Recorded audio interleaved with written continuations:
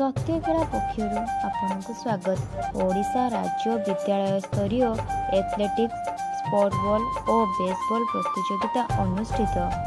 ओडिशा राज्य विद्यालय क्रीड़ा संगठन और बालेश्वर जिला विद्यालय क्रीड़ा संगठनर मिलित आयोजन हेउथिबा ओडिशा राज्य विद्यालय स्तरीय एथलेटिक्स स्पोर्टबॉल और बेसबॉल प्रतियोगिता स्थानीय परमिट पड़िया परिसर में अनुष्ठित हो जाइछि।